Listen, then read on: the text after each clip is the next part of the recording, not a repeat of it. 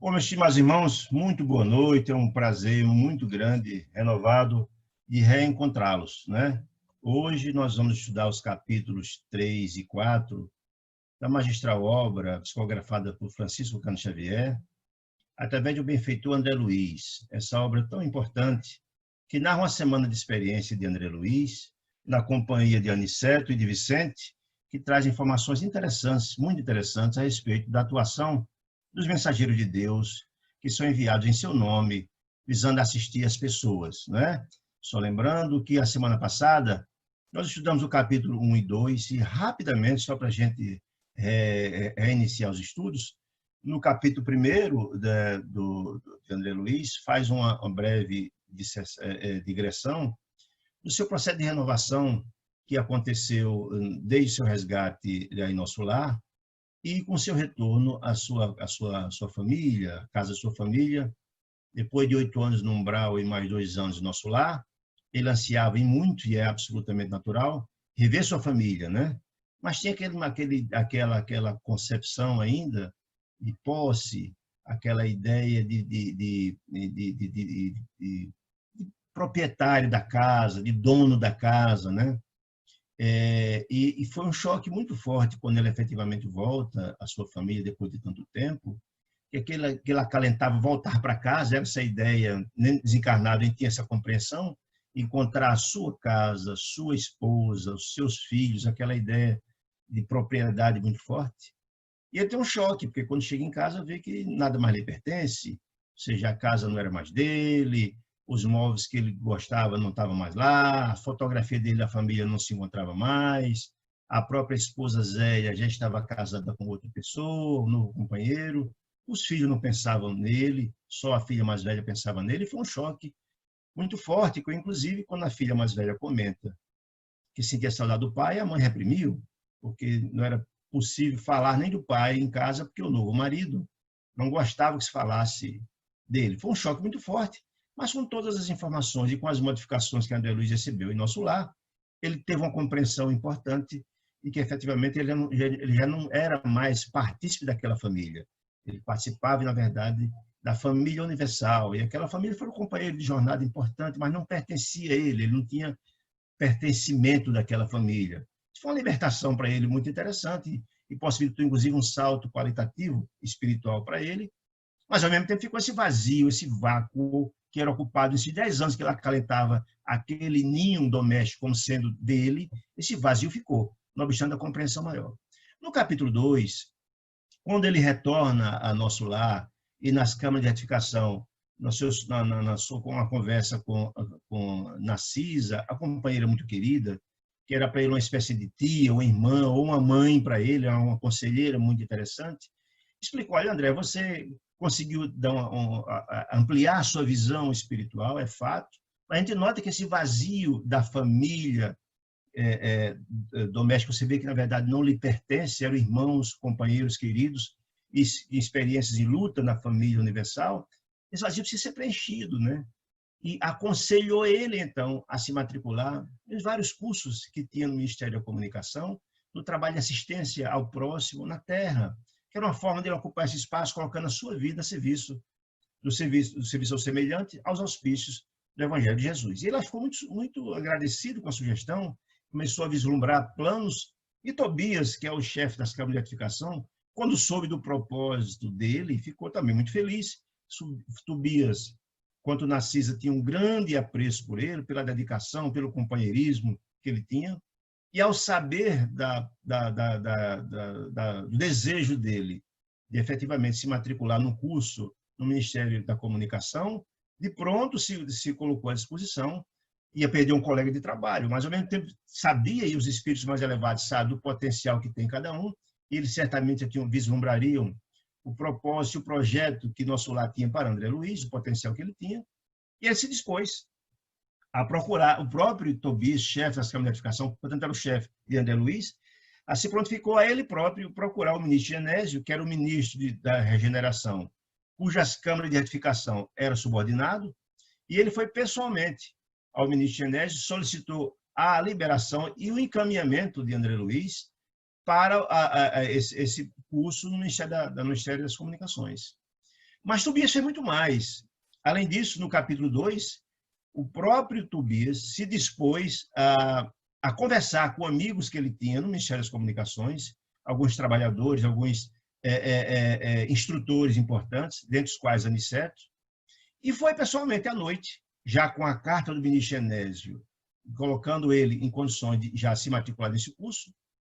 Tobias levou André Luiz à noite na própria casa de Aniceto e tiveram uma conversa muito franca, onde Tobias advoga a causa de André Luiz, né? Solicitando os préstimos de Aniceto e recebendo ele como aluno do curso de mensageiros. E Aniceto fez um pormenorizado relato de como é o trabalho de mensageiros, um trabalho que precisa de muito amor, de muita renúncia, é a busca do homem novo, que está preocupado em trabalhar para o próximo, sem se preocupar com a questão pessoal, né? Fez toda uma apresentação da dureza, da disciplina que seria necessária, da renúncia que seria nesse trabalho, e, ao final, perguntou a André Luiz se efetivamente ele estava disposto a entrar naquele curso, que para ele era muito importante. E André Luiz ficou muito feliz, se colocou à disposição, né, para começar o trabalho. E então, André Luiz Aniceto diz então que ele se apresente no dia seguinte no Centro de Mensageiros.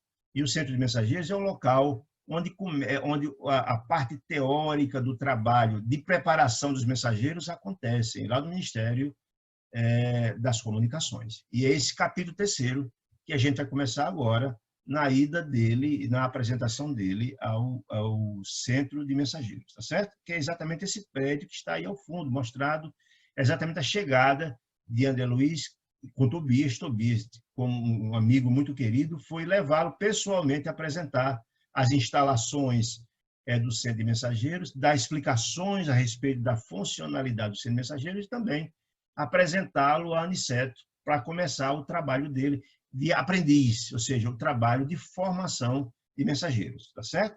Só lembrando que mensageiro significa mensageiros de Deus, ou seja, são as pessoas que são preparadas para, em nome de Deus, desempenhar tarefas importantes de assistência a encarnados e desencarnados, certo? Será essa tarefa que André Luiz vai fazer, que vai participar, tendo como instrutor Aniceto, tá bom? Então é isso, muito bem.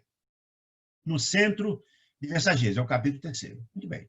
No dia seguinte, a reunião que ele teve com o Aniceto, na casa dele, após ouvir longas ponderações de Narcisa, demandei ao Centro de Mensageiros no Ministério da Comunicação. Ou seja, é interessante compreender o papel importantíssimo que Narcisa e Tobias tinham na vida de André Luiz. E aí também é importante compreender o valor da amizade, a amizade que ele conquistou com o trabalho. Tobias era exatamente o chefe das câmaras de edificações, portanto, era o chefe de onde André Luiz trabalhou um bom tempo, onde começou com muita humildade, ele que fora na terra um médico muito famoso, importante, começou no trabalho de faxina nas câmaras de edificações, onde recebe os espíritos as condições mais dramáticas em nosso lar, né? E ele começou lá. Pela dedicação, pelo trabalho, ele conquistou a simpatia, o respeito profundo de Tobias, que passou, além de ser o chefe dele, a ser um amigo muito querido, né? E também Narcisa, que era também uma pessoa importante nas câmaras de edificação, e eles dois tinham todo o cuidado. Então, antes dele se destinar às câmaras de edificações, Narcisa chama ele e dá uma série de orientações, explicações, mostrando como ele poderia ser bem-sucedido no trabalho, como no curso de mensageiros, ou seja, aquele papel que normalmente é feito pelas pessoas que muito amam, né? Uma mãe, uma tia, uma irmã mais velha. Então, Narcisa era essa conselheira querida, chamou ele, deu todas as orientações, desejou boa sorte e tal.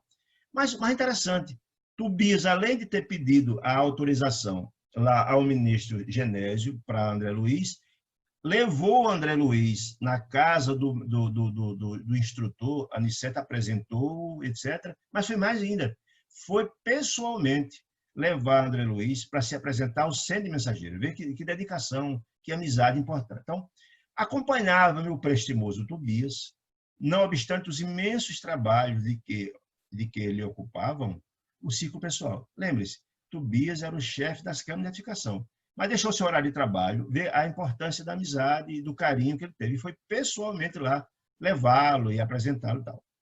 Deslumbrado, André Luiz deslumbrado, atingia a série de majestosos edifícios de que se compõe a sede da instituição. E aí merece um destaque essa observação. Uma série de majestosos edifícios. Veja bem, é importante a gente compreender que os mensageiros, onde são formados os mensageiros, ele diz aqui que era uma série de edifícios. Imagine a magnitude do trabalho desenvolvido por uma colônia do porte de Nosso Lar.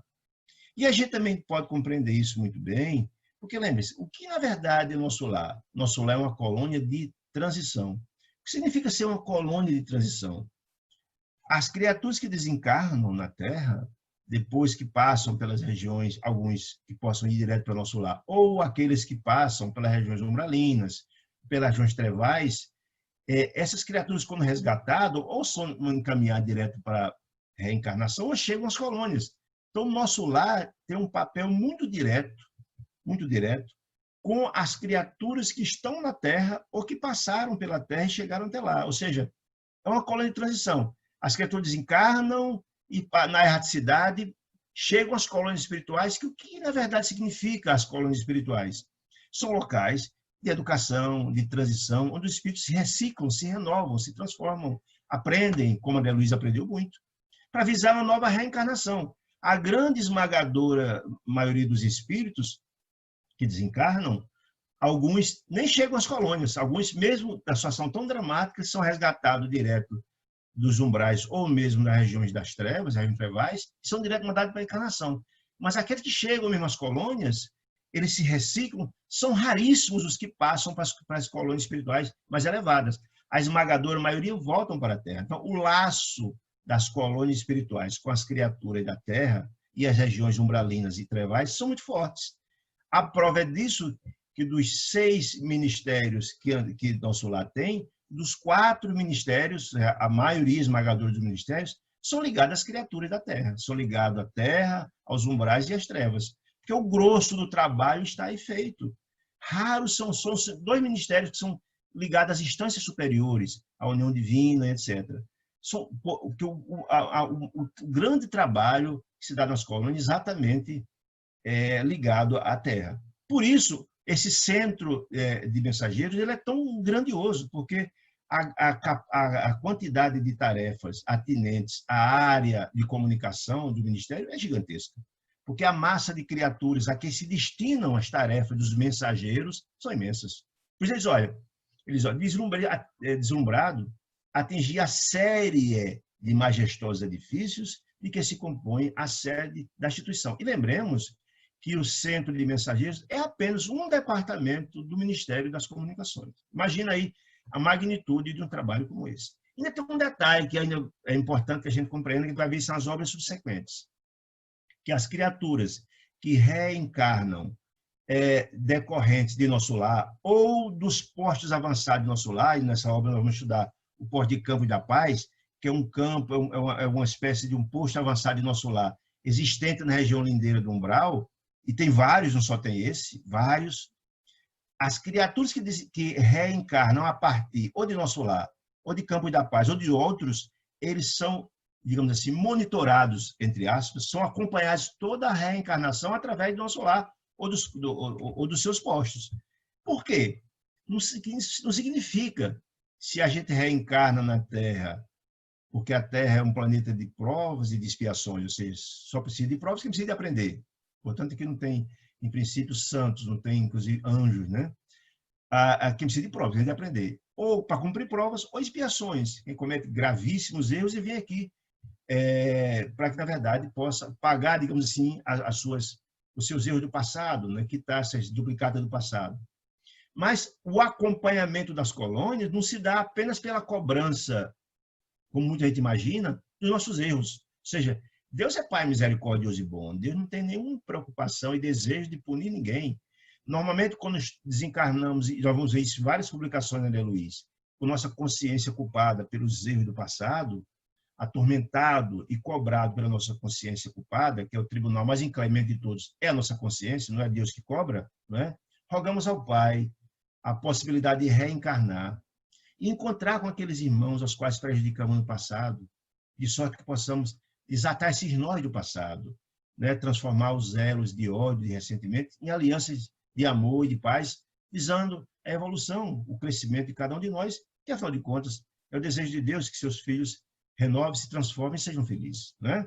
Então, esse processo de acompanhamento das colônias, e nosso lar tem, portanto, um leque gigantesco de criaturas que reencarnaram a partir da programação feita em nosso lar, é acompanhar toda a encarnação, desde o processo da concepção, desde o processo desde o mapa reencarnatório, a gente vai ver essas obras subsequentes da Luiz, desde o mapa reencarnatório, que dependendo do estado do espírito, o espírito participa da elaboração desse mapa reencarnatório, inclusive com todas as provas que passará, nenhum de nós, em princípio, somos desconhecedores dos compromissos passados, nosso espírito conhece, não é?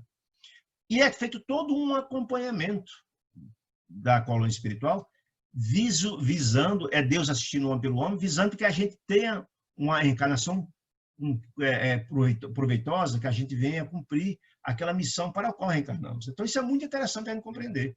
Todo o trabalho da reencarnação, até o desencarne, é acompanhado pelos benfeitores da colônia do nosso lar, ou de outra, se ele se reencarnou através de outra colônia. Então, imagina o trabalho gigantesco que é desempenhado pelas colônias espirituais. Eu estou dizendo isso para a gente entender, quando ele fala aqui, que ele ficou deslumbrado com uma série majestosa de edifícios de um pequeno departamento do Ministério das Comunicações. É porque a tarefa é grandiosa demais, né?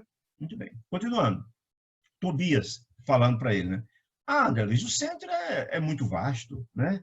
Não creia você, André Luiz, que esteja resumida a instituição, ou seja, o centro de mensageiros, apenas os edifícios que estão aos nossos olhos. Ou seja, é muito maior que isso que você está vislumbrado, mas é muito mais que isso, diz ele. Temos nesta parte, ou seja, onde André Luiz está visitando aquela edificação, tão somente a parte administrativa, central, do núcleo de mensageiros, certo? E alguns pavimentos destinados a ensino, e a preparação geral. Mas é muito mais que isso. Ele diz, olha, o ser mensageiro é muito mais que isso, o que denota o gigantismo da tarefa que é desempenhada pelas colônias espirituais, né? Especialmente no trabalho de assistência aos necessitados. Muito bem, continua dizendo ele. Mas essa organização imensa restringe, isso é a pergunta de André Luiz. Veja, e é interessante, já só começando para a gente compreender, aí primeiro a grandeza da amizade de Tobias, que está no horário de trabalho, foi lá. Qual o objetivo de André Luiz, de Tobias levar André Luiz e mostrar as instalações, e mostrar qual é a finalidade? Ora, lembremos que André Luiz estava em se matricular no curso de aprendiz de mensageiros. Aí veja a visão e a assistência paternal de Tobias. Amigo, é aqui que você vai estudar, é aqui que você vai se preparar para ser o mensageiro.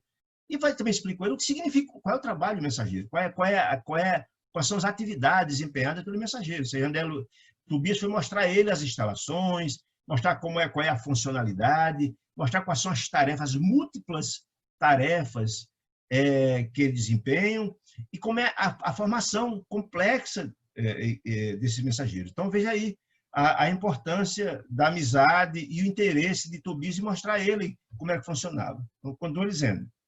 Mas, olha, eu não suponha, André Luiz, que se encontre aqui a localização do mero correio, simplesmente, ou seja, o mensageiro é um mero entregador de correspondência entre os dois planos. Não é um carteiro, diz ele. Ele diz, olha, aí ele começa, Tobias começa a explicar. O centro de mensageiros prepara entidades, ou seja, os mensageiros, a fim de que se transformem em cartas vivas de socorro e auxílio aos que sofrem no umbral, na crosta e nas trevas. Veja que a atribuição gigantesca. O que significa ser cartas vivas? Lembremos que, na verdade, todo o trabalho de formação do ser espiritual tem como base o Evangelho de Jesus. Ou seja, baseado em todos aqueles ensinamentos grandiosos, essa grande carta de moralidade que Jesus veio trazer 2000 anos atrás, há 20 séculos, com o propósito de redimir e transformar o coração do homem. Na hora que ele fala que os mensageiros se transformam, depois de formado, em cartas vivas, são as pessoas que materializarão os ensinamentos de Jesus na sua aplicação. Ou seja, na sua prática de mensageiro, você vai ser o agente da caridade, do amor, da fraternidade, da benevolência, da indulgência, do perdão. Você vai ser uma carta viva, você será o portador. Cabe ao mensageiro formado ser essa criatura que levará consolação, esperança, amor, fraternidade. Mas não só é a turma de carnaval. Quando ele fala aqui, ó, cartas vivas de socorro e auxílio, não só os que sofrem na terra, na crosta, mas também no umbral e nas trevas. Veja que tarefa gigantesca. Além de acompanhar a reencarnação de todos que partiram de lá, desde a concepção até o desencarne de volta, mas também o trabalho de levar socorro, não só aos encarnados, mas aos desencarnados no umbral. Lembre-se que André Luiz foi socorrido no Ministério do Auxílio no umbral, fruto do trabalho feito por nosso lar, de acompanhamento, né? Mas também o acompanhamento da Turma das Trevas. Se vocês lembrarem os trabalhos que são feitos de resgate dos espíritos que são levados, por exemplo, às câmaras de edificações, e tem informações no livro Nosso Lar, mostra a magnitude do trabalho que é feito em Nosso Lar. Então, veja quão complexo, quão grandioso é o trabalho de formação dos mensageiros, né?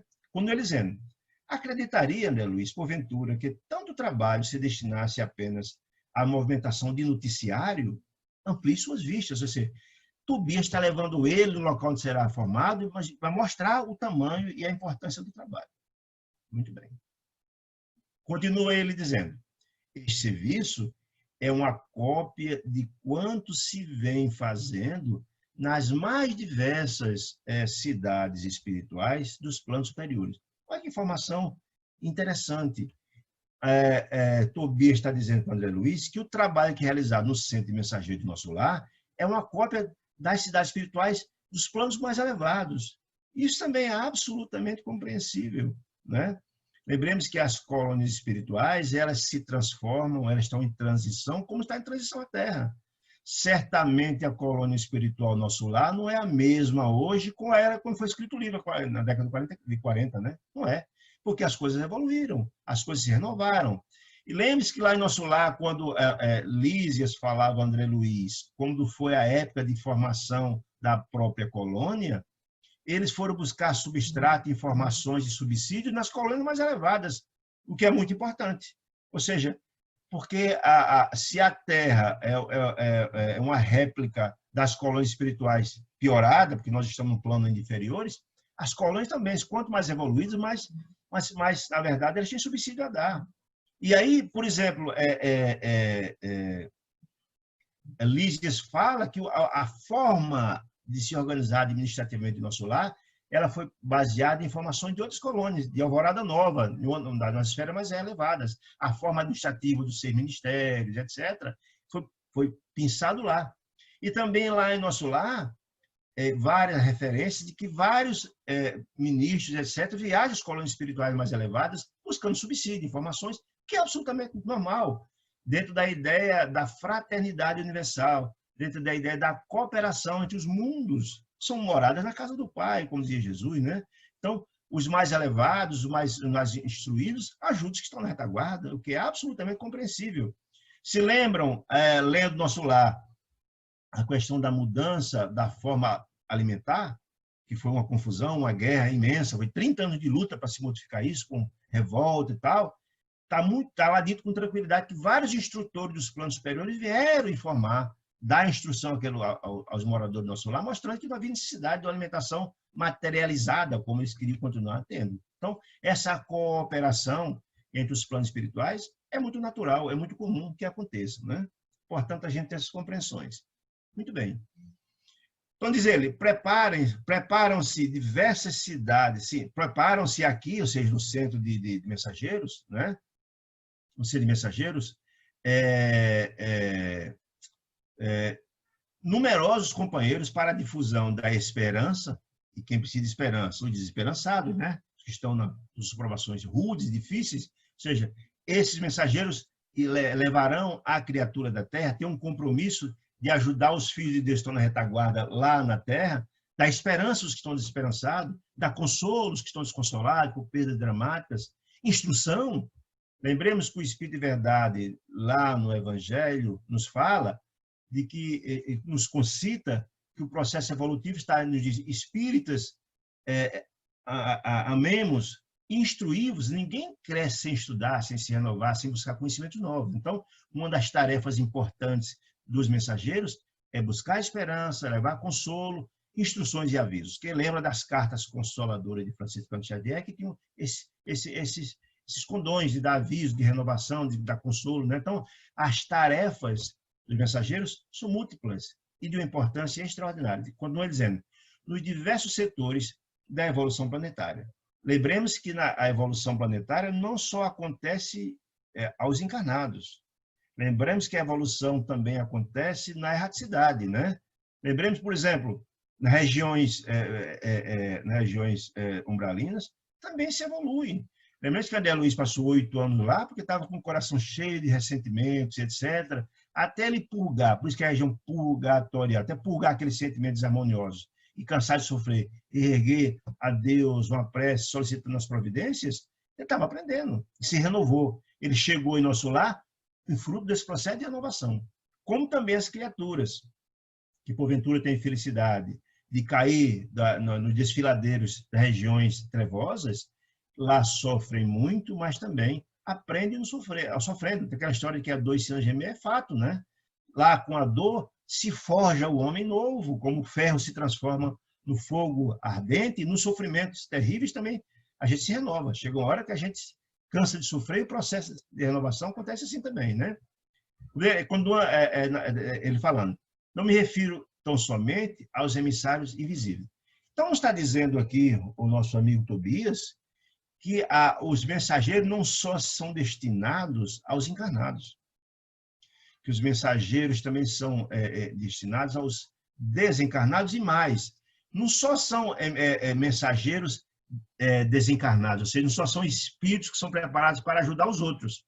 Ele está dizendo que também são preparados espíritos mensageiros para reencarnar, para assumir uma função desse naipe, ou seja, uma função de mensageiro de Deus com o propósito de renovar, de esclarecer, de transformar, de tocar o coração das pessoas, pela educação, pelo amor, pela fraternidade, pela benevolência, enfim, né? Então, diz aqui, ó, organizamos turmas compactas de aprendizes para a reencarnação, reencarnação de médiuns e doutrinadores, saem daqui as centenas anualmente. Então, está dizendo o seguinte, além de espíritos mensageiros que vão ajudar nas trevas, que vão ajudar no umbral, que vão ajudar aos encarnados, né, que são importantíssimos, também preparamos espíritos que vão assumir funções importantes na reencarnação. Ele fala aqui médios e doutrinadores, mas tem muitos outros. Os médios têm uma função importantíssima, nós sabemos disso, né? Que são medianeiros de 2 planos, e têm uma função importantíssima de ajudar, de assistir as criaturas que chegam nas casas espíritas com processos obsessivos, que tanto ajuda a criatura encarnada que está sofrendo um processo de obsessão, como também ajuda os espíritos que estão obsidiando, que estão no processo de ignorância, que são trabalhados pelos doutrinadores, que são as criaturas que conversam com os espíritos, que estão utilizando-se da mediunidade, que são doutrinados para se educar e se concitá-los à renovação e transformação. Então, um papel importantíssimo. Mas tem muitos outros tarefeiros da própria Casa Espírita que também trabalham nessa seara e acredito que são preparados também na espiritualidade. Lembrando dos irmãos que trabalham no diálogo fraterno, trabalho importantíssimo, que acredito que seja também um mensageiro, alguém que é preparado adredemente no mundo espiritual, mas desempenha um papel tão importante, ser uma espécie de um psicólogo que vai ouvir as dores daquelas criaturas que chegam à Casa Espírita com vários problemas e ajudá-los, né? Então tem um papel importantíssimo, né? Então, médios e doutrinadores saem daqui às centenas anualmente. Tarefeiros, eu botei aqui, tudo que vocês vão ver aqui entre parênteses são observações nossas. Tarefeiros, muitos, que lembremos que a gente só está olhando aqui, em princípio, a obra, ela centraliza mais o trabalho feito na esfera da doutrina espírita, mas certamente as casas espirituais, as escolas espirituais não são ligadas à religião alguma, muito pelo contrário, né? As cidades espirituais são instituições de Deus com o propósito de ajudar seus filhos que estão nesse processo de renovação e transformação, né? Todas as pessoas que estão ao nosso lado não são espíritas, aliás, são poucos, inclusive. Tem depois uma mensagem, uma psicografia que eu oportunamente vou trazer para mostrar a vocês de que o fato de ser espírito não significa muito no aspecto de quem é espírita nenhum privilégio, muito pelo contrário. Lembremos que, por exemplo, nós temos vários benfeitores que trazem informações através da mediunidade, como os benfeitores como o Dr. Bezerra de Menezes, como Manuel Flamengo de Miranda, que foram espíritas na última encarnação, que dão uma contribuição importantíssima e mandam seus livros, informações e orientações. Mas o próprio André Luiz não tinha nenhuma religião. Ele, até a última encarnação, quando ele começou esse trabalho, ele não era espírita, né? Entretanto, pela sua capacidade, pelo seu comprometimento e suas possibilidades, foi escolhido pela espiritualidade superior para ser o medianeiro e trazer a todos nós essa gama de informações importantíssimas no processo de despertamento do espírito humano, né? É importante a gente ter essas compreensões. Então, muitos outros tarefeiros certamente são preparados no centro de mensageiros. Eu fico imaginando, e lembre-se, lá no capítulo que André Luiz foi apresentado a Aniceto falou que na equipe que ele estava preparando, de 50 aprendizes de mensageiros, tinha um padre católico, né? Então, a gente ter essas compreensões. Então, muitos mensageiros certamente desempenharão tarefa de consolo espiritual na Terra, padres, pastores e mesmo os benfeitores. Tem tantas pessoas que na vida não são ligadas a uma religião especificamente, mas têm um coração grandioso e fundam orfanatos, fundam abrigo de idosos e fundam hospitais e têm uma tarefa extraordinária. Certamente são confortadores espirituais que também, acredito eu, são formados também nessas escolas de mensageiros, são preparados para missões importantíssimas, né, a desempenhar aqui na Terra e em outros mundos, né? Lembremos agora, por exemplo, o exemplo de Bill Gates, né, que é um homem milionário, o dono da Microsoft, deixou todos os seus negócios de lado, criou a Fundação Melinda Gates, destina bilhões e bilhões de dólares para trabalhos, para tarefas importantíssimas no campo da assistência, né? Encaminhando recursos para pesquisar vacinas, agora como a Covid-19, destina recursos no mundo inteiro de assistência aos que menos têm. Isso é certamente um mensageiro de Deus. É um homem que tem uma tarefa muito bonita, muito bacana, e pela tarefa, pelo cargo que ocupa, certamente os seus atos no campo do bem repercutem muito bem. É Deus se utilizando das pessoas que têm essas possibilidades para atuar em várias frentes, né? Então, os tarefeiros são muito de várias ordens, né? Diz Tobias, do campo espiritual, encaminham-se para os ciclos carnais em quantidade considerável, habilitado pelo nosso centro de mensageiro. Então, o centro de mensageiro prepara uma quantidade muito grande de mensageiros de várias ordens, com propósitos sublimes, de renovar os corações dos homens, de trabalhar o coração dos filhos de Deus, visando o seu processo de renovação. Continua ainda, Tobias faz na apresentação, diz ele, sai milhares de mensageiros aptos para o serviço, mas são muito raros que triunfam. Então, ele está voltando a dizer tudo isso a André Luiz, para que André Luiz tome conhecimento dessas informações, afinal de contas, ele está se matriculando numa escola, que ele enfrentará essas questões pela frente. Então, é importante saber dessas peculiaridades. Por que não triunfam? Não é? Porque nós sabemos que encarnar num planeta de expiações e provas é uma tarefa duríssima, muito difícil. Nós encarnaremos num país onde o ódio, o ressentimento, o desamor, as injustiças são os assuntos que estão na ordem do dia. Basta a gente ligar qualquer instrumento de mídia, rádio, televisão, jornal, para ver as notícias que estão lá postas. A maioria são notícias tristes, porque as criaturas encarnadas entre nós, nosso planeta, ainda são criaturas que têm um sentimento, o coração voltado para o mal. O processo de aperfeiçoamento ainda está distante. No dia que nós conseguimos avançar e chegar no planeta de regeneração, aí o bem vencerá o mal. Por isso que é tão difícil triunfar num planeta como o nosso. É mais ou menos essa imagem. Você está numa noite de escuridão total, e todos aqueles que ligam uma pequena luzinha naquela escuridão toda, a tendência é a escuridão tentar devorar aquele pequeno feixe de luz, né? É mais ou menos assim. Todos que buscam fazer o bem aqui, há certamente digamos assim, a oposição das criaturas da sombra que não desejam que o bem prolifere. Por isso que é tão difícil se trabalhar aqui. Até nós vimos no livro Nosso Lar o receio de muitos benfeitores de reencarnar por aqui. A própria Dona Laura Mandilise dizia do seu grande receio. Continua dizendo, alguns conseguem execução parcial, ou seja, da missão, da tarefa. Outros muito fracassam de todo. Dona Laura, numa célebre conversa com André Luiz, na casa dele, do Nosso Lar, fala que uma das exceções a essa regra, um exemplo dos raros que cumpriu sua missão na sua inteireza, foi Paulo de Tarso, o grande apóstolo da gentilidade, né? São exceções. A grande maioria, infelizmente, ou fracassam de todo, ou dão pequenos passos, cumprir sua parcela disso, porque é muito difícil, efetivamente, isso. E ao começar o curso, também já alerta André Luiz, olha, esses cuidados são muito importantes, já que você é candidato a ser o mensageiro. Continua dizendo, o serviço legítimo não é fantasia, ou seja, haverá necessidade de um trabalho de muito aguerrido, de renúncia, de amor e tal, para ser bem-sucedido. Segundo ele, longas fileiras de médios e doutrinadores para o mundo carnal partem daqui, do centro de mensageiro de nosso lar, mas de outras colônias todas, já que ele falou que ali é apenas a cópia do centro de outras colônias.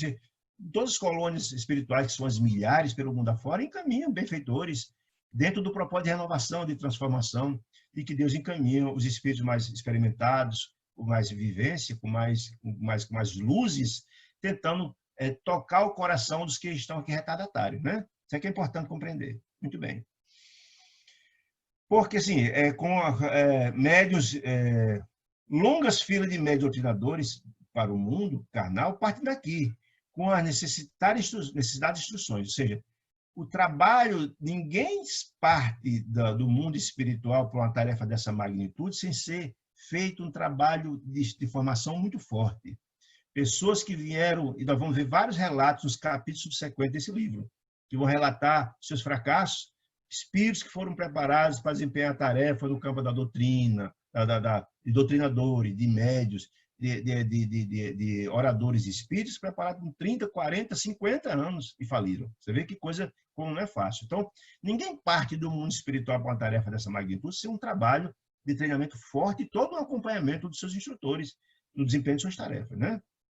Como diz aqui, porque os benfeitores da espiritualidade superior, para intensificarem a redenção humana, ou seja, Deus enviando os mais instruídos com a finalidade de orientar, precisam de renúncia e de altruísmo dos seus trabalhadores. Aí é que eu listei apenas uns para a gente mostrar a importância desses mensageiros do bem, né?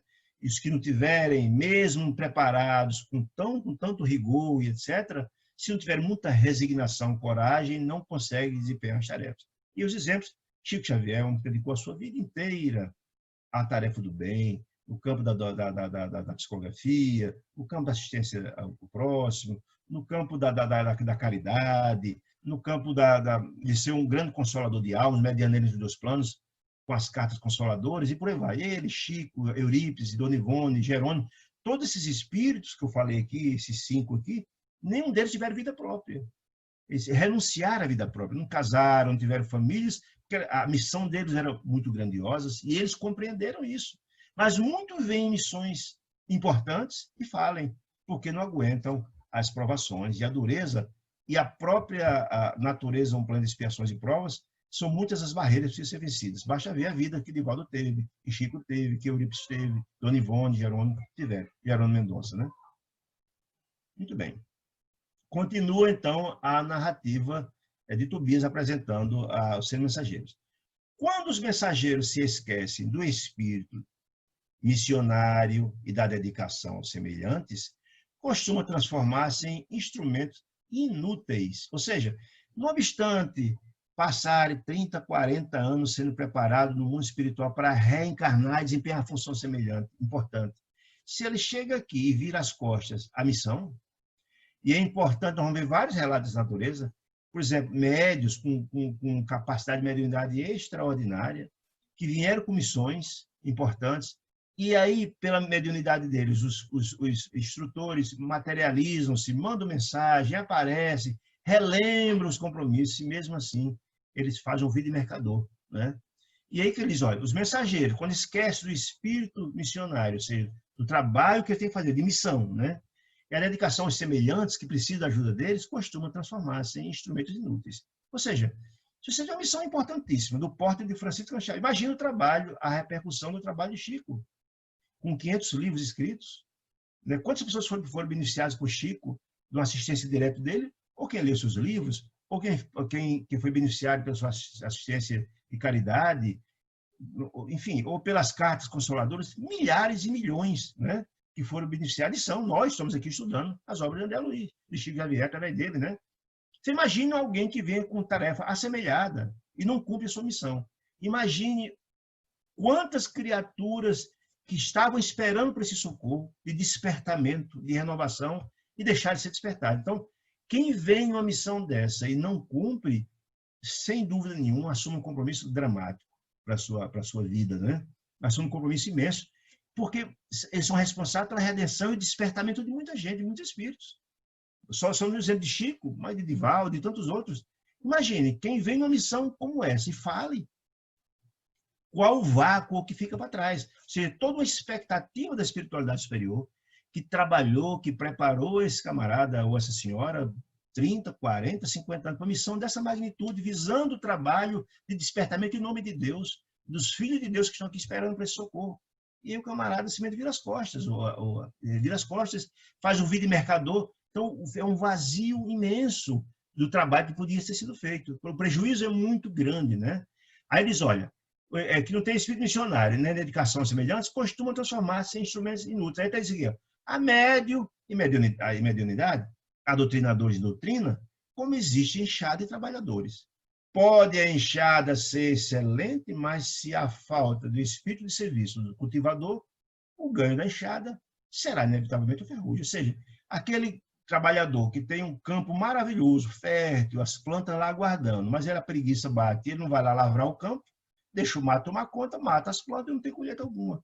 É a mesma coisa de quem vem desempenhar um trabalho de missionário, quer seja no campo da mediunidade, quer seja no campo da doutrinação, quer seja no campo de divulgador, um orador, espírito, ou algo assim, ou um padre, ou um pastor, não importa. Se esse espírito vira as costas da tarefa, o prejuízo é muito grande, né? Muito bem. Então, continuando. Assim acontece, diz Tobias, com as faculdades psíquicas e com os grandes conhecimentos. Ou seja, se o camarada, a pessoa vem, reencarna com a possibilidade imensa de vários tipos de mediunidades, pode ter utilidade imensa na instituição espírita, no campo da desobsessão, no campo da psicografia, no campo da orientação, várias. E a pessoa, de repente, não faz esse trabalho, né? É um prejuízo muito grande, né? Ou mesmo do conhecimento. Se a pessoa tem um grandioso conhecimento, se preparou muito tempo para instruir, para escrever, para fazer livros, ou para fazer palestras, imagina o papel importantíssimo de divulgação que Divaldo Pereira Franco faz pelo mundo afora. Quase todos os continentes, milhões de palestras, o papel é imenso de despertamento. A tarefa que um mensageiro desse Deus divulga e cumpre é gigantesco. Então, imagine alguém que vem com a capacidade, uma possibilidade dessa, de repente não cumpre seu papel. Então, o vácuo que fica é muito grande. Então, diz ele, a expressão mediúnica pode ser riquíssima.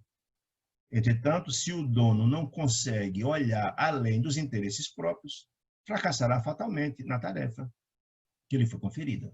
É fato. Se não tiver renúncia, resignação, coragem, compromisso de missionário, de missão, vai falir, não é? Aí André Luiz não está admirado com todas essas informações, porque ele está se matriculando num curso para ser o mensageiro, ele não supunha fosse preparados aqui, no Centro Mensageiros, determinados mensageiros para a vida carnal. Ele só achava, imagino eu, que era só para um trabalho aos desencarnados. Ele não imaginava que era assim. Aí comenta, então, Tobias. Ah, meu amigo, falou Tobias sorridente, poderia você admitir que as obras do bem estivessem circunscritas a simples operações automáticas? Ou seja, o que quer dizer com isso? Se imagina que uma pessoa pode desempenhar um papel importantíssimo no campo da mediunidade, ou no campo da doutrinação, ou no campo da oratória, espírita, ou de outra religião, vinha sem preparação alguma? Não. Ora, se alguns passaram 30, 40, 50 anos preparando, com toda a assistência dos instrutores, ainda fale, imagine quem não passa por isso, né? Então, não há improviso nas tarefas sublimes, é a minha observação aqui. Nossa visão, diz ainda Tobias, na Terra, costuma viciar-se no círculo dos cultos externos da atividade religiosa. Queremos por lá, nós encarnados, resolver todos os problemas pela atitude suplicante. Ou seja, algumas pessoas acham que é muito simples se renovar, se transformar, né? Algumas pessoas acham que só o fato de ir à casa espírita, assistir palestra, tomar parte, resolve o problema. Ou ir à igreja, pagar o dízimo, está tudo resolvido. Eu vi muitas pessoas, infelizmente, dizerem, eu vou à igreja X, pago o dízimo, eu estou salvo. Algumas pessoas dizem assim, isso é um ledo engano. Se algum pastor ou algum espírita fala isso, é um engano imenso, né? Porque, na verdade, o processo que faz com que a criatura se renove, se transforme e melhore espiritualmente é o processo de renovação interior. Tá? Colocar a sua vida a serviço do bem, a prática da caridade, da fraternidade, sei como apregoa o Evangelho de Jesus, não é? A natureza não dá saltos. O processo de renovação e transformação pressupõe renúncias, pressupõe sacrifício, trabalho ao próximo, renovação, né? O processo de reforma íntima, nós sabemos bem, né? Continua, então, Tobias falando. Entretanto, a genuflexão, você chega lá, se ajoelhar na igreja, não soluciona questões fundamentais do espírito, nem a mera adoração à divindade constitui a máxima edificação. Não, não é só isso. Precisa muito mais que isso. Precisa aliar o conhecimento à prática do bem, né?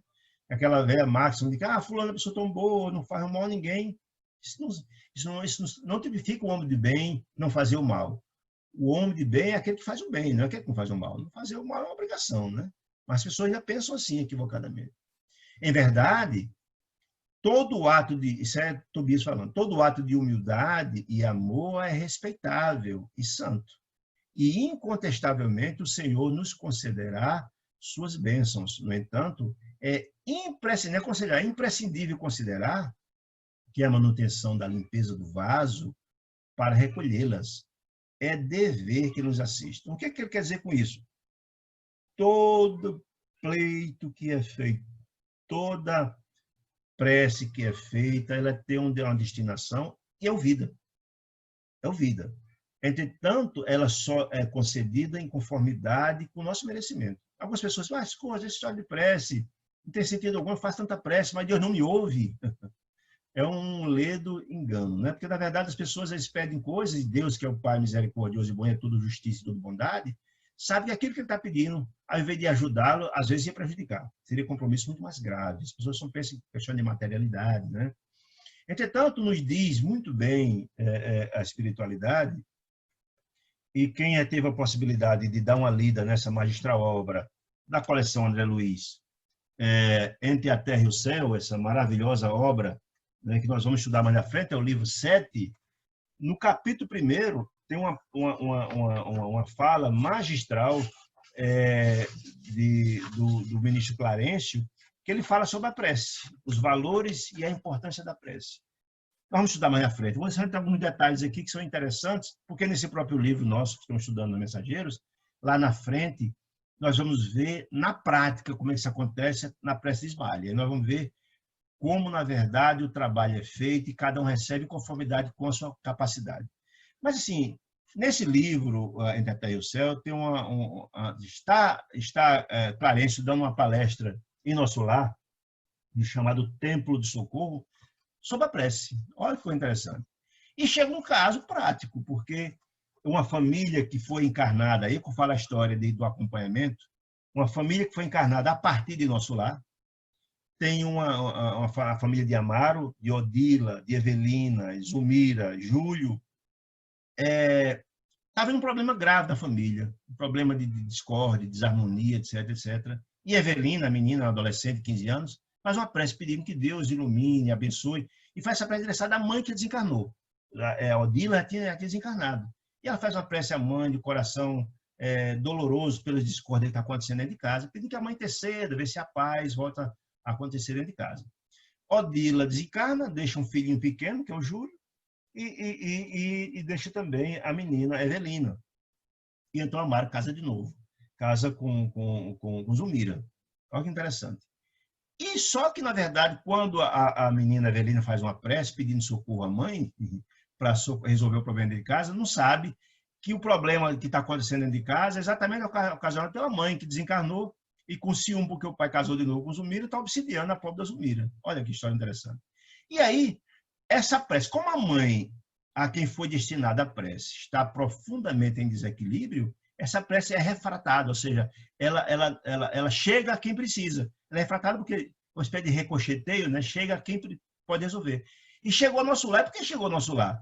Porque aquela família foi encarnada a partir do nosso lar e tem todo um processo de supervisão do processo de encarnação. Olha que coisa interessante. E a partir desse pedido de prece que chega, a Clarence chega, todo um trabalho, e é feito um trabalho prático de acompanhamento, feito um trabalho de socorro a essa família.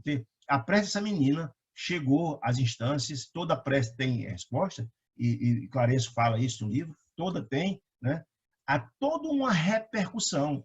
Entretanto, ele nos diz também, de uma forma muito interessante, que o amor de Deus, ele desce das instâncias sublimes do coração do Pai desce de cima a baixo até regiões de dor e sofrimento, regiões trevais. Ele sobe e desce. É um fluxo e refluxo desse amor de Deus que desce o tempo todo. Porque Deus faz chover entre os justos e os injustos, os bons e os maus, como diz o Espírito de Verdade no Evangelho, né? Esse fluxo está descendo o tempo todo. E, na verdade, na hora que a gente faz as preces, e essa prece chega à instância que se pode resolver, se a prece é destinada a alguém que não pode, o espírito não pode equacionar, chega ao que pode equacionar, né?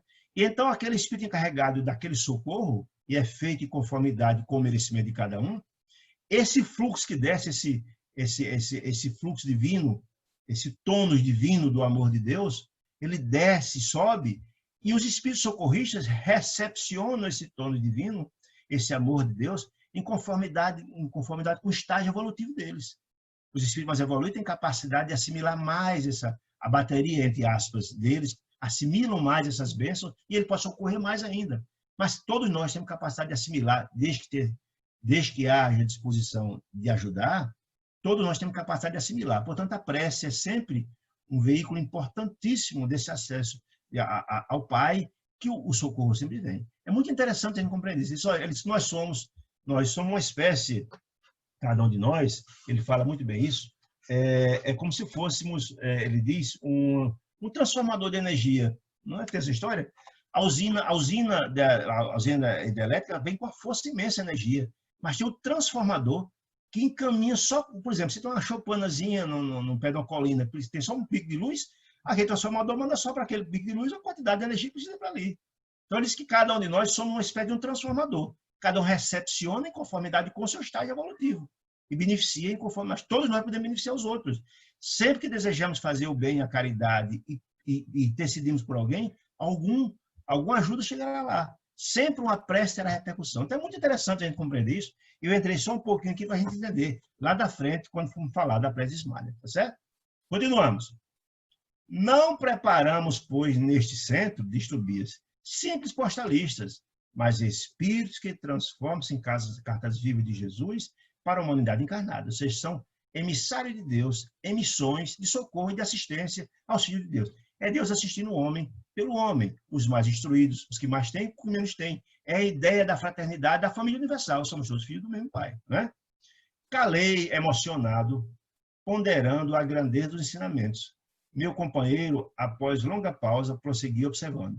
Isso é o Luiz bebendo das informações de Tobias dizendo. Diz, olha, raros triunfos porque quase todos estamos ainda ligados a extenso pretérito de erros criminosos que nos deformaram a personalidade. O que é que, na verdade, Tobias está dizendo? Olha, gente, nós somos hoje o resultado de todas as encarnações passadas, nós somos o resultado do que passamos.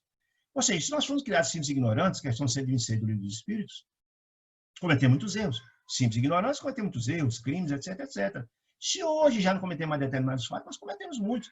E não tem como, nessa trajetória de erros graves, algum desses fatos ainda não influenciar a gente hoje. Ou seja, são aquelas chagas que ainda estão abertas, que de vez em quando ainda nos traz uma dorzinha, a gente ainda tem as nossas recaídas. E é aí que as entidades que não nos querem bem trabalham os nossos pontos fracos, né? O famoso calcanhar de Aquiles, né? Por isso que, por exemplo, às vezes os processos obsessivos se dão onde a gente tem nossas falhas morais. Por exemplo, a criatura que na encarnação passada não foi zeloso com o trato do dinheiro público, ele, em algum momento, nesse trato do dinheiro, as entidades infelizes vão perturbar o ouvido dele para ele cair naquela tentação, e muitas vezes cai, porque nós estamos ainda, essa ferida está em aberta, né? Ou quem temos problemas aí na área da sexualidade, no passado, de novo, vem as criaturas que não nos amam, nos obsidiar, vai sempre cair numa questão dessa natureza. É nesse aspecto que ele está colocando. Então, se a gente vive num planeta onde o amor, o desamor, o ódio ainda está na ordem do dia, a luz ainda, e o bem e o amor ainda são sentimentos minoritários, a gente ainda está muito fragilizado, quer dizer isso.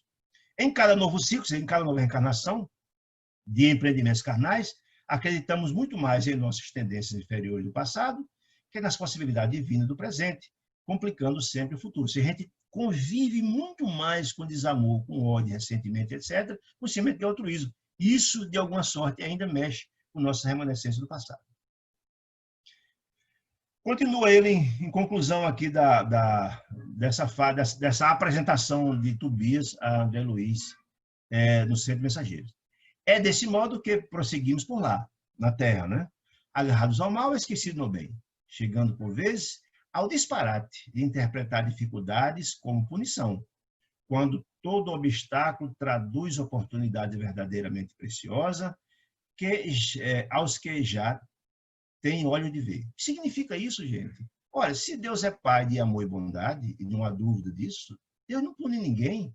Essa história das religiões, outras que dizem que Deus castiga, isso é um equívoco grave. Deus é Pai misericordioso e bom. Na verdade, quando a gente enfrenta as dificuldades da vida, é a colheita do que plantamos no passado. É a colheita do que plantamos no passado. Jesus nos dizia que nós temos... o plantio é voluntário, mas a colheita é obrigatória. Ou seja, se plantamos no passado, temos que colher, não tem jeito. E muitas das vezes, as obras da Bíblia vão mostrar que o nosso processo reencarnatório, dependendo do estágio de cada um de nós preparamos o nosso mapa reencarnatório, atormentado com nossas dores das reencarnações passadas, rogamos ao Pai a possibilidade de encontrar aqueles que cometemos mal no passado. Então, a dificuldade do presente é fruto do que nós precisamos pagar o que devemos. Não dá para transferir a dívida. Somos nós que temos que enfrentar essas questões. Então, não dá para culpar ninguém pela dificuldade do presente, a não ser nossos procederes do passado e agradecer a Deus por nos dar a oportunidade de quitarmos, de pagar essas dívidas, essas duplicadas pendentes, para seguir nosso processo de renovação e transformação. Nos entendemos com aquilo que desentendemos no passado, que, afinal de contas, Deus deseja a felicidade nossa e deles, são todos filhos do mesmo Pai. Não é? Portanto, os obstáculos são oportunidades interessantíssimas. E aí, Chico Xavier, o grande exemplo que ele dizia isso, que era muito grato a Deus pelas suas dores, pelas suas dificuldades, pelos seus sofrimentos, porque elas aprenderam a enfrentar as dores e aprenderam a vencê-las. Não é? Isso é belíssimo, né? É verdade. Ninguém aprende a se levantar sem cair. As quedas, os levantes, as dores, é um grande fonte de aprendizado. Aquela velha história que a dor ensina a gemer é fato, é real. Nós precisamos enfrentar a dificuldade de vez por outra para aprender a suplantar, a vencer a dificuldade. Se você enfrentou, você vai aprender a vencê-la, né? Então, são lições importantíssimas, né? As diversas turmas de aprendizes encaminhados à sala de aula. Ou seja, depois dessa conversa toda, a Tobias já vendo que as turmas já estavam indo para a sala de aulas, resolveu então procurar a Aniceto, que afinal de contas ele foi lá para apresentar a André Luiz Aniceto, né? Procurando a Aniceto no departamento de instrutores, né? E o propósito de Tobias nós já falamos aqui. Muito bem. Então, a Aniceto recebe com muita alegria André Luiz, que Tobias apresenta, e diz, muito bem, disse alegre e bondoso, esperava o novo aluno desde a manhãzinha. Isso é a palavra de Aniceto, né? Aí, de pronto, lembra-se que lá, quando Aniceto falou que do grupo de novos aprendizes tinha um médico, ele manda de pronto chamar Vicente, que era o único membro da equipe de novos aprendizes que era médico. Manda chamar, e quando Vicente chega, apresenta Vicente e André Luiz. Até agora, Vicente é o meu único aprendiz médico. Vocês ficarão juntos em vista da afinidade profissional. Lembra quando André Luiz estava conversando com o Aniceto, ele explicou que a metodologia de trabalho é que todos os alunos mensageiros no nosso lar participam junto da aula teórica, mas a parte prática na Terra era feita por afinidades, por profissão. Ou seja, quando for levar os médicos, só vai descer para a parte prática, junto com os mensageiros já formados, mas os alunos só descem, os médicos, depois só descem por segmento, né? Aí pediu, então, Aniceto a Vicente para esclarecer o novo candidato, que é André Luiz, que é candidato ao curso, os nossos regulamentos. Como é que funciona, né? E, afinal de contas, o Vicente já está lá há mais tempo, né? E venham juntos para a instrução no meio-dia. Esse é o final do terceiro capítulo. Essa apresentação de Tobias do Centro de Mensageiros, explicando a sua funcionalidade. Muito bem.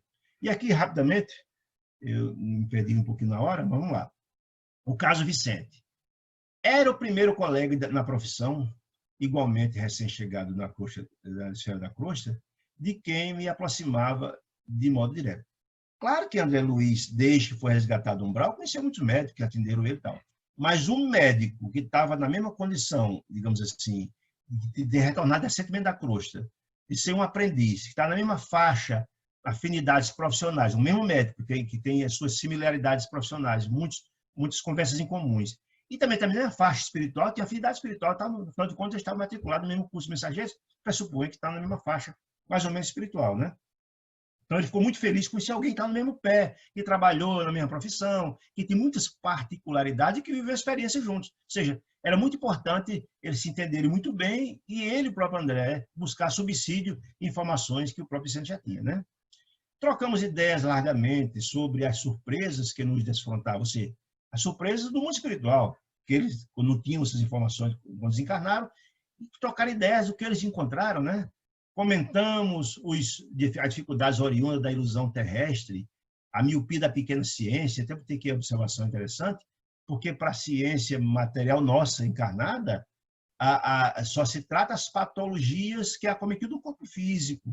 Eles esquecem, André Luiz faz essa observação numa de suas obras, de que no dia que a ciência compreender que as doenças do corpo nada mais são do que a reverberação da doença da alma, a ciência dará um salto extraordinário de conhecimento. Ou seja, se um dia que tiver essa compreensão que as doenças do corpo nada mais são do que a doença da alma, começarão a trabalhar a alma. Trabalhando a alma, recuperando o perispírito, recupera o corpo físico. Essa compreensão está vindo gradativamente com a Associação Médica Espíritas, etc., mas é um processo a se trabalhar. Então, quando ele fala a miopia da pequena ciência, é essa. Então, por isso que André Luiz não pôde trabalhar como médico no mundo espiritual, porque ele não entendia nada das doenças da alma. Né? Como é que ele estava lá, doente da alma, e podia trabalhar os outros doentes da alma? Se ele estava lá com paciente, não tinha como, né? Não tinha conhecimento algum disso. Os conhecimentos que ele tinha das patologias e doenças do corpo físico. Por isso, ele falou da miopia da ciência pequena. Os problemas profundos e sedutores da medicina espiritual, que veio todo, aí sim. Ele mostrando a grande diferença de conhecimentos entre o médico do mundo espiritual e o médico da Terra. Eles conversaram, trocaram figurinhas sobre essas peculiaridades, né? Em pouco mais de uma hora, nossa intimidade assemelhava-se ao sentimento de dois irmãos unidos. Ou seja, ambos tinham suas carências de conhecimento, de afetividade, enfim, as expectativas eram semelhantes, né? Muito bem. Desde muito por laços espirituais, né? Onde está? O novo companheiro conquistara-me infinita confiança. Vicente, conquanto não houvesse feito ainda qualquer visita ao plano dos encarnados, em caráter de serviço, lembremos, Vicente estava matriculado no curso de mensageiros há mais tempo do que André Luiz. Mas nenhuma dessas, só tinha tido aula teórica em nosso lar, não tinha feito nenhuma visita de campo, a parte prática, acompanhado de Aniceto.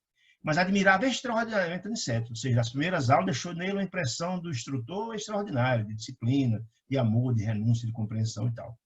E punha-me ao corrente dos estudos valiosos que se entregaram junto dele. Ou seja, nessa conversa primeira, Vicente falou muito do como é que estava desenvolvendo o trabalho, junto com o nosso amigo Aniceto, falou do que os estudos que já tinham sido feitos, enfim, colocou ele a par do que estava acontecendo até então.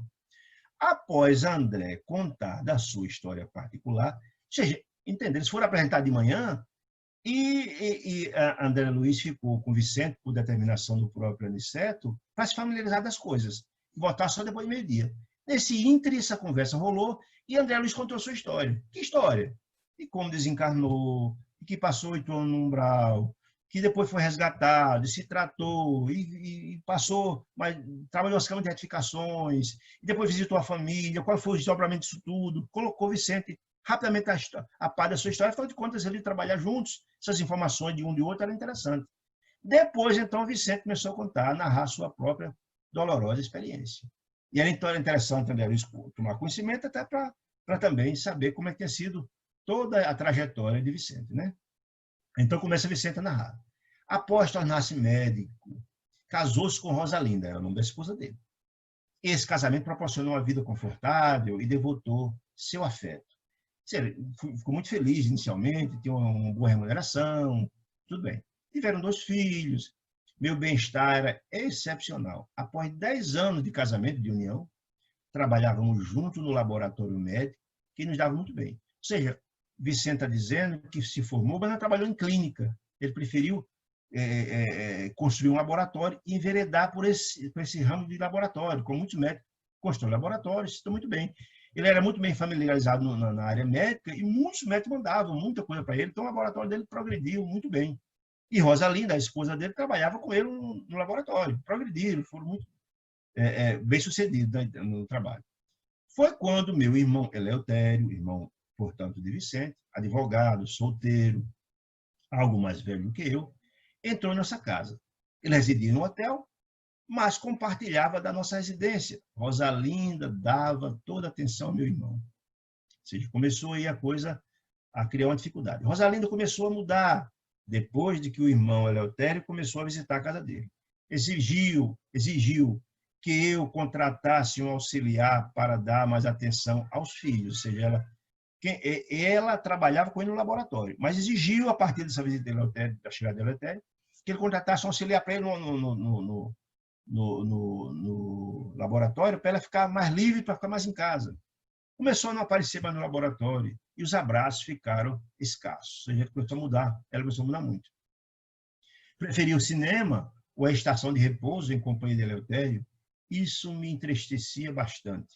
Mas eu não poderia desconfiar da conduta de meu irmão. Minha vida doméstica, antes tão feliz, passou a ser de solidão. Ou seja, era uma criatura que tinha família, mas do ponto de vista do aconchego da esposa, ele já não tinha, vivia só, praticamente. Assim corriam as coisas, quando singular transformação me alterou a experiência. Pequena borbulha nasal, ou seja, uma espinha no nariz, que nunca me trouxera incômodos de qualquer natureza, depois de levemente ferido, você deve ter passado a unha, talvez, feriu a espinha, ferida, tomou caráter de extrema gravidade. Em poucas horas, declarou-se a septicemia, ou seja, infecção generalizada. Imagina, uma pequena espinha que passou a unha e, de repente, virou uma infecção generalizada. Imagina. Compreendi que o fim se aproximava. Rápido. Rosalinda e Eleutério pareciam consternados e até hoje guardo a impressão de ver-lhes os olhos ansiosos no momento em que a neblina da morte me envolvia os olhos materiais. Depois de algum tempo de tristes perturbações nas zonas inferiores, ou seja, ele desencarnou e passou também pelo umbral. Ele não diz quanto tempo, não conta detalhe disso. Mas depois de algum tempo de tristes perturbações nas zonas inferiores, como André Luiz também passou, quando já me encontrava restabelecido no nosso lar, ou seja, ele foi levado para o nosso lar como André Luiz, foi restabelecido, já estava tranquilo, já estava em condições de se melhorar, certifiquei-me de toda a verdade, do que efetivamente tinha acontecido. Até então eu não tinha a menor ideia do que tinha acontecido. Voltando ao lar terreno, como André Luiz voltou à casa da família, né, encontrei a grande surpresa. Rosalinda havia desposado Eleutério em segunda turma, ou seja, o irmão casou com a esposa dele. Aí André Luiz, muito inocentemente, disse, mas como são idênticas as nossas histórias? Porque, segundo a esposa de André Luiz, também casou de novo, né? Exclamei impressionado. E isso é que não, protestou a sorrir Vicente, né? E continua a narrar sua impressionante história. Outra surpresa me dilacerava o coração. Somente ao regressar ao lar, quando ele voltou a casa, soube que fora vítima de odioso crime. Ele morreu fruto de um crime. Meu próprio irmão inspirou a trama sutil e perversa da morte dele. Seu próprio irmão planejou esse processo todo. Minha mulher e ele apaixonaram-se perdidamente um pelo outro e cederam a tentações inferiores. Não havia que recorrer a divórcio. Naquela época, imagine, esse livro foi escrito em 44, no começo desse século, não havia divórcio naquela época, de nem pensar nisso. E mesmo que a legislação facultasse, mesmo que tivesse, constituiria um escândalo o afastamento de Rosalinda para unir-se publicamente ao cunhado. Ou seja, alguém pode imaginar, por que não separou então de Vicente, já que gostava de Eleutério, e casasse? Mas seria um escândalo na época. Mesmo que tivesse o divórcio que não tinha, no começo do século, isso era um escândalo imenso. Separar do marido para casar com o irmão. Ele quer dizer isso, né? Muito bem. Eleutério lembrou, porém, que possuíamos experiência em laboratório. Possuímos quem? Ele, Vicente e a esposa, porque trabalharam junto no laboratório. Tem toda uma expertise em como trabalhar, como manipular os equipamentos no laboratório, etc., o subensaio e tal. E sugeriu a Rosalinda a ideia de me aplicar em determinada cultura microbiana, seu micróbio violento, né? Que ele mesmo se incumbiu de obter. Ele, o próprio Eleutério, comprou esse micróbio violento e a esposa já tinha expertise de manipular equipamentos, né? Obter na primeira oportunidade. A pobre da companheira não vacilou, e valendo-se do meu sono descuidado, introduziu na minúscula espinha nasal, sem espinha no nariz, algo ferida, o vírus destruidor. E aí tem você o meu caso naturalmente resumido. Eu estava assombrado. Ele foi assassinado, né? Na trama do irmão da esposa. E os criminosos? André Luiz ficou indignado. E os criminosos? Perguntei.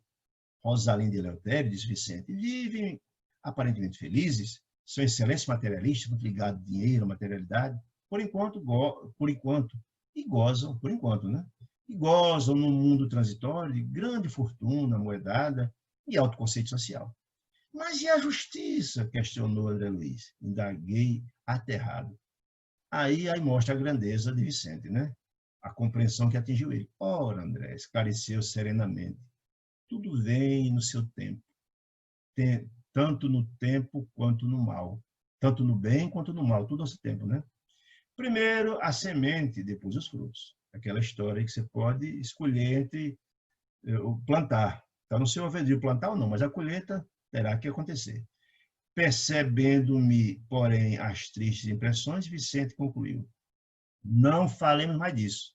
Ou seja, não fale mais disso. Eu falei só para você tomar conhecimento disso, mas não se zangue com isso, não, disse Vicente. Aproxima-se a hora da instrução. Atendamos aos nossos necessitados essenciais, que era o propósito para os quais eles estão se preparando, para ser mensageiro do bem, né? Essenciais. Auxiliemos nossos amados, ver a grandeza de Vicente, não obstante o erro que cometeu Rosalinda e a família, tem os filhos dele lá, e a própria Rosalinda, entendendo aquela compreensão, todos fazemos parte de uma família universal, e ela é uma irmã dentro dessa família, equivocada naturalmente, mas merece assistência, né? Que ele está dizendo isso. Auxiliemos nossos amados, que ainda permanecem à distância, encarnados no ciclo terrestre. Não se impressione, André.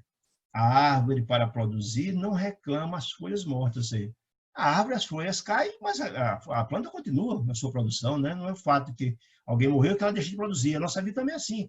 Há alguns dissabores que faz parte, mas continua na jornada. Aí essa frase é maravilhosa. Para nós, ou seja, os desencarnados, ele e André Luiz, atualmente, meu amigo, o mal é simplesmente resultado da ignorância e nada mais. Olha que informação interessante. Essa informação, eu lembro de uma frase muito interessante do grande filósofo Sócrates, o criador da filosofia, né, o pai da filosofia, que ele disse que o homem não faz o mal por ser mal, ele faz o mal porque ele é ignorante. No dia que ele se sublimar, no dia que ele se iluminar, ele não mais fará o mal por uma razão muito simples, porque o mal não mais fará parte dele, ninguém pode dar o que não tem. Olha que coisa maravilhosa, né? Então, olha, realmente é dentro dessa compreensão que quando Jesus nos concitava a sermos indulgentes, ou seja, as criaturas cometem determinados atos por ignorância. Ninguém pode exigir ato de angelitude de quem não está nesse estágio ainda, comete graves erros. Mas cabe a nós, compreendendo a mensagem redentora e transformadora do Evangelho de Jesus, inocular no coração das pessoas o amor, a paz, a fraternidade, para lhe dar um salto. E no dia que eles forem visitados pela luz sublime do Evangelho de Jesus, não mais farão mal, porque o mal simplesmente não está mais no seu coração, ninguém pode fazer o mal se ele não habita o seu coração. Então, essa frase célebre, magnífica de Sócrates, lembrando essa frase de Vicente, e é com ela que a gente conclui aqui esses 2 capítulos de hoje, né? Agradecendo demais a presença carinhosa de vocês. Se alguém tiver alguma pergunta, por gentileza, faça. Eu não vi aqui nenhuma pergunta, mas se tiverem, por favor, façam para a gente concluir o estudo da noite de hoje. Queria agradecer demais aí o carinho, a assistência de todos vocês. Alguma pergunta? Alguém que já fez alguma pergunta?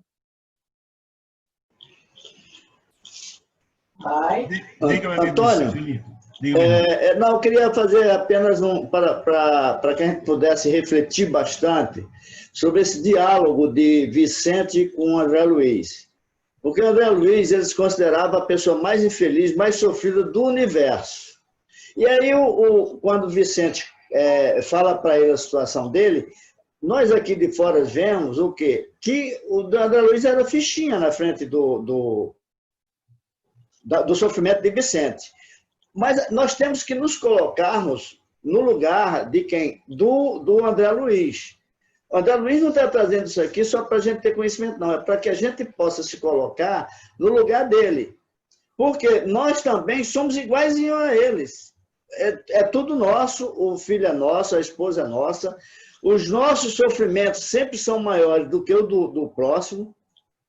E quando nós chegarmos do outro lado, essa é a reflexão principal, a gente saber que quem ficou por aqui, ficou. Porque se nós quisermos voltar para ver alguém aqui e ver um filho ou um neto nosso fazendo o que os filhos do André Luiz fizeram, ou o que a esposa do Vicente fez com ele, o desequilíbrio nosso vai ser muito grande. Então, desde já, é preciso que essa reflexão a gente comece a fazer para nos prepararmos para a desencarnação, ciente de que o que ficou aqui foi uma passagem para a nossa evolução. Filho, esposa, dinheiro, trabalho, tudo, amigo, tudo ficaram por aqui. Apenas estiveram conosco para que pudéssemos evoluir mais rápido. É uma reflexão muito interessante que a gente tem que fazer diariamente, se colocar no lugar do André Luiz. Muito bom, Felipe. É verdade. Essa síndrome do coitadinho, né? Que tantas vezes André Luiz, quando foi falar com a mãe dele lá em nosso lar, quando chegou para Clarence, quando chegou para a dona Laura, quando chegou para a Lídia, sempre falava das suas dores, sentia que é tudo mais infeliz do mundo, e todos eles, olha, meu amigo, não temos tempo para falar de coisa do passado, não temos condão de mudar o passado. É aquela coisa de você ter tido uma feridinha que está cicatrizando, você vai lá e mexe de novo, sangra de novo. Não adianta, você só vai trazer sofrimentos. Isso não vai edificar você. Tem que pensar no futuro, na renovação, na transformação, nas possibilidades de evoluir. Então, certamente essa mensagem, aliás, tudo que é colocado na obra de André Luiz é sempre um chamamento, né? Para a gente compreender que a vida é cheia de percalços, o processo, nós estamos na nossa grande luta de renovar, de transformar, né? E nessa luta haverá quedas e levantes, né? Não tem nem dúvida nenhuma. Por isso que não devemos nunca reclamar, como diz a própria mensagem, a mensagem de Tobias, não devemos reclamar das dificuldades. A dificuldade é a colheita do passado, né? E a gente tem que suplantá-la, mas só consegue extrair as lições vivenciando. Por isso as histórias que André Luiz vem contar na sua magnífica obra, todas elas, 16, tem muitas histórias como essa, é para estimular-nos a entender que quem passou e como enfrentou. Qual é a metodologia correta? Porque certamente vamos enfrentar uma ou outra dessas questões que ele está trazendo aqui nas suas magistrais obras.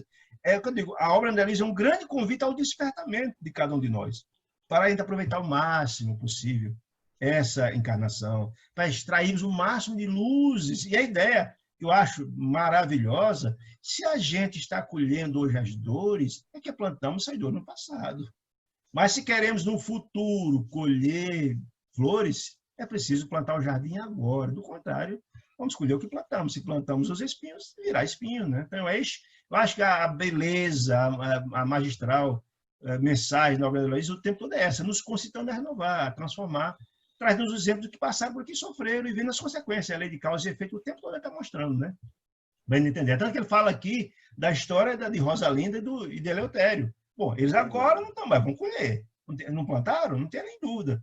Se ainda estão agora na vida, mas certamente virá lá na frente, não há dúvida disso. Porque ninguém foge a isso, né? Essa máxima, né? Então, muito boa essa sua observação, meu irmão. Muito obrigado. Obrigado a você. Bom, se eu não vi ainda aqui, então a gente vai encerrar a aula dessa noite, agradecido com muito carinho a presença de vocês e até a próxima semana, se Deus nos permitir, tá bom? Um grande abraço.